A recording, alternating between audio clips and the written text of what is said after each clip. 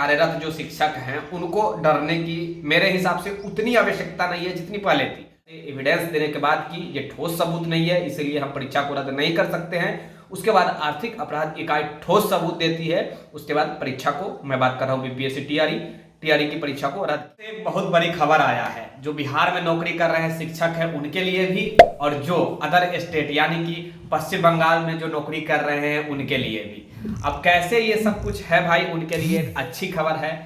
प्रत्येक दिन हम बताते आ रहे हैं कि क्या कुछ सुप्रीम कोर्ट में चल रहा है, हाई कोर्ट में चल रहा है शिक्षक नियुक्ति संबंधी, चाहे मैं बात करूं बिहार की बात करूं या फिर आपकी पश्चिम बंगाल की बात करूं। पिछले दिनों पश्चिम बंगाल हाई कोर्ट से एक खबर आया था जिसमें कहा गया था कि 25,753 जो बहालियां हुई थी उसे रद्द कर दिया गया था। उसके बाद वहां के जो गवर्नमेंट है यानी कि ममता बनर्जी की जो सरकारें हैं वो सुप्रीम कोर्ट जाती है। सुप्रीम कोर्ट से बहुत बड़ी राहत मिली है तमाम शिक्षकों को, उससे बिहार में भी बहुत बड़ा इफेक्ट पड़ेगा। उस वक्त भी जब जजमेंट वहां के हाईकोर्ट द्वारा आया था तो बिहार में इफेक्ट पड़ने ही वाला था। हमने प्रत्येक दिन बताया कि बिहार में भी बड़ा इफेक्ट पड़ेगा।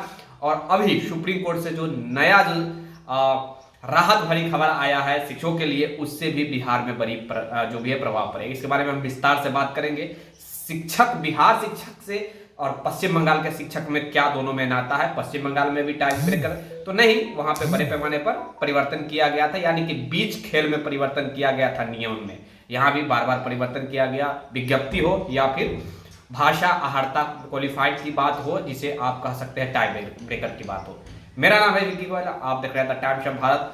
वीडियो में आगे बढ़ने से पहले वही चीज, एक लाइक जरूर कर देना, अपने दोस्तों के यहाँ भी शेयर कर देना, और जो लोग नए होंगे सब्सक्राइब करके जरूर जुड़ना, ताकि भविष्य में जो भी वीडियो अपलोड हो उसका नोटिफिकेशन आपके पास पहुंचती रहे।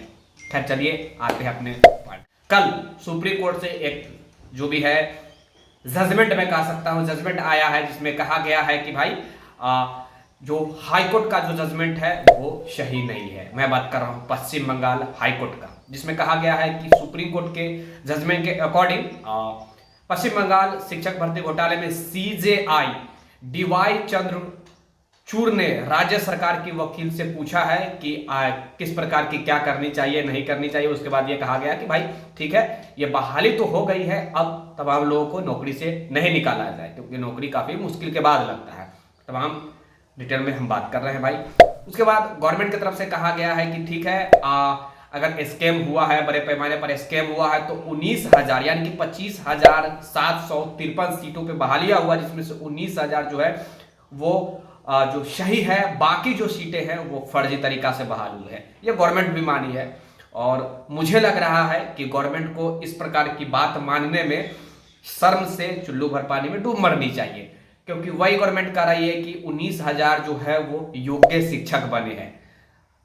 जब वहां के हाईकोर्ट द्वारा जब तक जजमेंट नहीं आता है तब तक वही गवर्नमेंट कहती है कि सही प्रकार से बहालियां हुआ है, और हम जो बहाली किए हैं वो पारदर्शिता तरीका से किए हैं। जिस प्रकार पिछले दिनों बीपीएससी भी बोली थी आर्थिक अपराध इकाई की तरफ से एविडेंस देने के बाद कि ये ठोस सबूत नहीं है, इसलिए हम परीक्षा को रद्द नहीं कर सकते हैं। उसके बाद आर्थिक अपराध इकाई ठोस सबूत देती है, उसके बाद परीक्षा को, मैं बात कर रहा हूं बीपीएससी टीआरई की परीक्षा को रद्द किया जाता है। सेम यही बात पश्चिम बंगाल गवर्नमेंट अब मानी है कि 19,000 जो बहालियां हुआ है वो योग्य है, बाकी अयोग्य है। जो लोग अयोग्य है उनको बाहर किया जाए। सुप्रीम कोर्ट ने भी माना है कि ठीक है, जो अयोग्य है उनको बाहर किया जाएगा 12% ब्याज के साथ।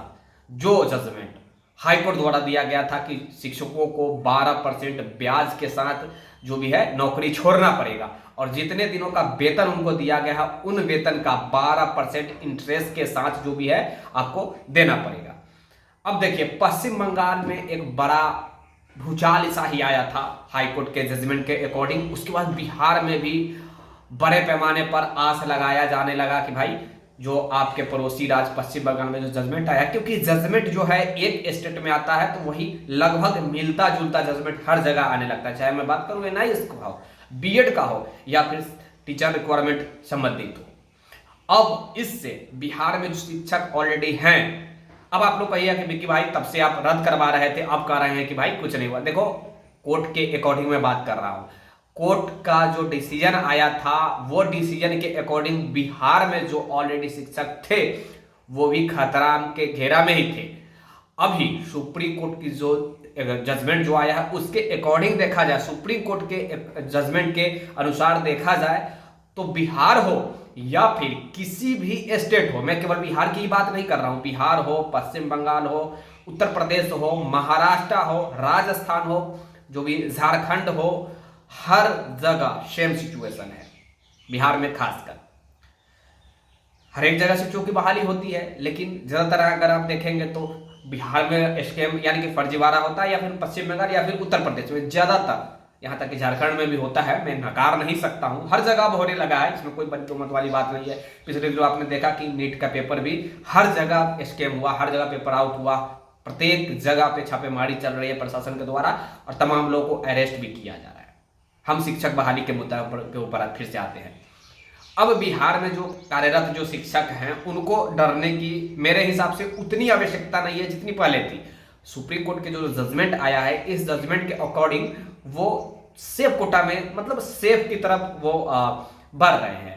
अब इस जजमेंट में जो है भाई कहा गया है सुप्रीम कोर्ट के अनुसार, पश्चिम बंगाल ने जो भी है गवर्नमेंट ने जो भी है शर्त रखा कि 19,000 योग्य शिक्षक, बाकी अयोग्य है, जो अयोग्य है उनको बाहर करा जाए और जो लोग बाहर होंगे 12% इंटरेस्ट के साथ पैसा दें। फिर से वही कहूंगा, शर्म भी आनी चाहिए गवर्नमेंट को इस प्रकार की टिप्पणी करने से। वही गवर्नमेंट जो बहाली कराती है वही कर रही है कि इसमें इतने बड़े पैमाने पर फर्जी हुआ है। वही बात हो गई, फिर से बीपीएससी वाली बात हो गई। तो बिहार के भी युवाओं को अब बेनिफिट होने वाला है, जो ऑलरेडी शिक्षक हैं। जो फर्जी है वो तो निकलेंगे। और हाँ, सुप्रीम कोर्ट ये भी कहा है कि चुन चुन कर तमाम लोगों के डॉक्यूमेंट वेरिफिकेशन करके चुन चुन कर बाहर निकाला जाए। फर्जी, मैं कुछ दिन पहले भी एक जो वीडियो बनाया था उसमें बताया था कि देखिए फर्जी जो है वो फर्जी है, कभी भी निकाला जा सकता है। आज हो, 1 साल बाद हो, 5 साल बाद हो, 6 साल बाद हो, 10 साल बाद हो या फिर 50 साल बाद हो, कभी भी निकाला जा सकता है। मैं ये नहीं कह रहा हूं कि भाई किसी अभी निकाला जाएगा तो ठीक है, बाद में फिर ये नहीं निकल सकता, नहीं, कभी भी निकाला जा सकता है। वही जो भी है डिसीजन सुप्रीम कोर्ट भी दी है। सुप्रीम कोर्ट भी बोली है कि फर्जी लोगों को चुन चुन कर बाहर किया जाए, 12% इंटरेस्ट के साथ उन लोगों से पैसा वसूला जाए। अब जो फर्जी हैं, बिहार हो, पश्चिम बंगाल हो, उत्तर प्रदेश हो, झारखंड हो, राजस्थान हो, हर जगह फर्जी होता है। तो जो फर्जी है उनको डरना है, जो लोग सही है उनको डरने की क्या आवश्यकता। वो लोग देखिए, अगर आपके पास टैलेंट है तो नौकरी रहे या ना रहे, इससे कोई बेनिफिट मतलब कोई फर्क नहीं पड़ता। कभी भी टैलेंट है तो आप नौकरी कर ही लेंगे, तो ज्यादा डरना नहीं है। और अब तो सुप्रीम कोर्ट के जजमेंट जो आया है उसके बाद और सेफ कोटा में आप लोग जा रहे हैं, चाहे जो नौकरी कर रहे हैं वो बिहार की बात करें या फिर पश्चिम बंगाल की बात करें। और ये वहाँ की जो गवर्नमेंट है, पश्चिम बंगाल की जो सरकार है, ममता बनर्जी की सरकार, वो सुप्रीम कोर्ट में जो गई है वो एक युवाओं के फेवर में गई है, युवाओं के हित की ही बात की है। जो अभी आप देखेंगे एएनएम को लेकर भी पटना उच्च न्यायालय के जो जजमेंट आया है, 10,000 के आसपास जो बहालियां है उसे रद्द किया गया एएनएम का। ये एएनएम की जजमेंट लेकर जो भी है सुप्रीम कोर्ट चली गई है, बिहार सरकार भी।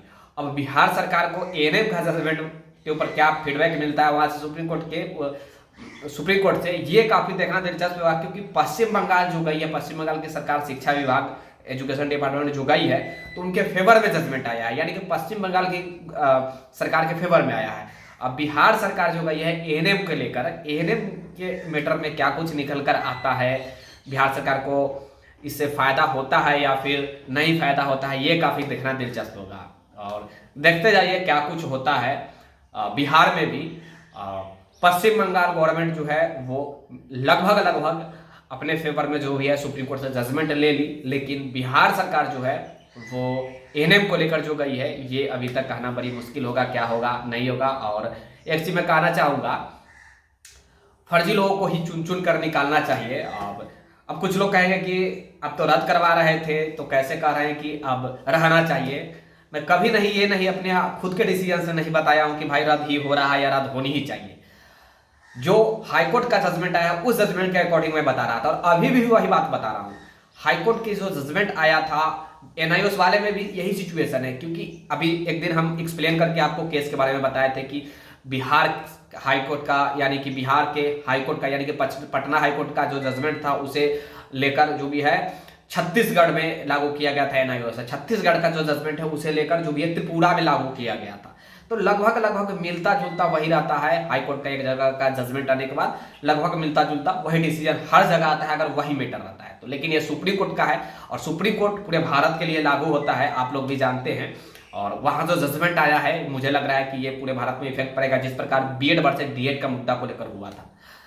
अपना अपना प्रतिक्रिया जरूर दीजिएगा, क्या ये सही हुआ है या नहीं हुआ है। और विशेष जानकारी के लिए द टाइम्स ऑफ भारत के साथ अवश्य जुड़ जाइएगा, लाइक जरूर कर देना, शेयर कर देना अपने दोस्तों के यहाँ और सब्सक्राइब करके जरूर जुड़ जाना, ताकि जो भी वीडियो बने उसका नोटिफिकेशन आपके पास पहुँचते रहे। और फिर से एक चीज़ कहना चाहूँगा कि जो जेन्युइन स्टूडेंट है, आप मेहनत करके शिक्षक बने हैं तो डरना नहीं है, और आप फर्जी तरीका से शिक्षक बने हैं तो फिर से कहूँगा जिंदगी भर डरना पड़ेगा आपको, इसके अलावा कोई उपाय आपको नहीं है। इसलिए ईमानदारी से चपरासी की ही नौकरी कीजिए, लेकिन ईमानदारी से कीजिए। धन्यवाद। जय हिंद, जय भारत। भारत